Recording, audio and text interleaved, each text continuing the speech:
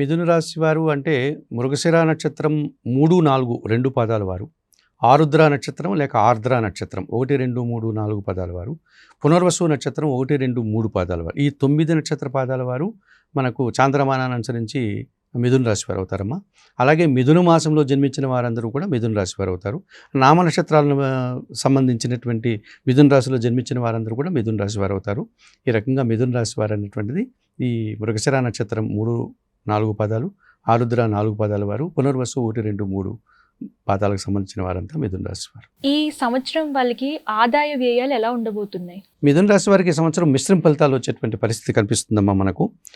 మిథున రాశి వారికి ఈ సంవత్సరం ఆదాయం 14, వ్యయం 2, రాజ్యపూజ్యం 4, అవమానం 3గా చెప్పడం జరిగింది.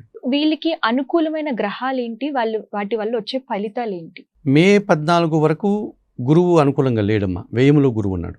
మే 14 తర్వాత గురువు వీరి రాశిలోకి వస్తున్నాడు కనుక మిథున రాశిలోకి ఈ రకంగా వీరికి ఆయన సప్తమ దశమాధిపతి అయ్యాడు గురువు మిథున రాశి వారికి. అనగా 7వ భావాధిపతి మరియు 10వ భావాధిపతి, అనగా ధనస్సు రాశికి మీన రాశికి అధిపతి గురువు. ఈ కారణం చేత మే 14 తర్వాత మిథున రాశి వారికి 70% వరకు గురువు అనుకూలంగా సంచరిస్తున్నాడు. సో ఆ రకంగా వీరికి మంచి ఫలితాలు రావడానికి ఎక్కువ అవకాశం ఉంటుంది. ఏ రకంగా అంటే ఉన్నట్టుగా ఉండి మే 14 తర్వాత సమాజంలో వీరికంటూ గుర్తింపు లభిస్తుంది. వీరు చేసే కార్యక్రమాలంతా కూడా సమాజంలో స్ప్రెడ్ అవుతుంది. మంచి పేరు ప్రఖ్యాతులు తెచ్చుకోగలుగుతారు. అలాగే జన సంబంధాలు పెరిగిపోతాయి. జీవిత భాగస్వామి సహకారంతో కూడా వీరు మంచి ఫలితాలు అందుకోవడానికి, ఆదాయం అందుకోవడానికి కానీ వారి యొక్క భార్యాభర్తల సఖ్యత పెరిగేటువంటి అవకాశం కనిపిస్తుంది. నూతన ఉద్యోగాలు రావడానికి అవకాశం ఉంటుంది ఈయనకు. అలాగే నూతన ఉద్యోగంలో మంచి పేరు ప్రఖ్యాతులు, అందులో కూడా సక్సెస్ని, విజయాన్ని, ఆనందాన్ని, ఆదాయాన్ని పొందేటువంటి పరిస్థితి కనిపిస్తుంది. విద్యార్థులు అభివృద్ధి పదంలో ముందుకు వెళ్ళడానికి అవకాశం ఉంటుంది. విద్యారంగంలో ఉన్నటువంటి వారు బాగా మంచి ఫలితాలు పొందడానికి అవకాశం ఉంటుంది.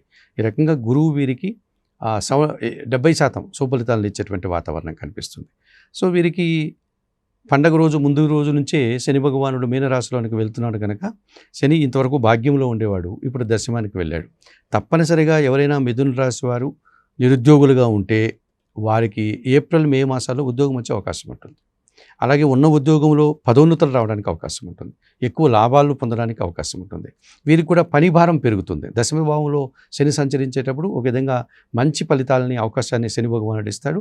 ఆ రకంగా వారు పని చేయడం వల్ల, ఆ ఫలితత్వాన్ని పెంచుకోవడం వల్ల, మంచి పేరు తెచ్చుకోవడం వల్ల దానికి తగిన ఫలితాన్ని రావడానికి కూడా అవకాశం ఉంటుంది. సో శని భగవానుడు కూడా వీరికి 80 నుంచి 90% సుఫలితాలను ఇచ్చేటువంటి వాతావరణం కనిపిస్తుంది.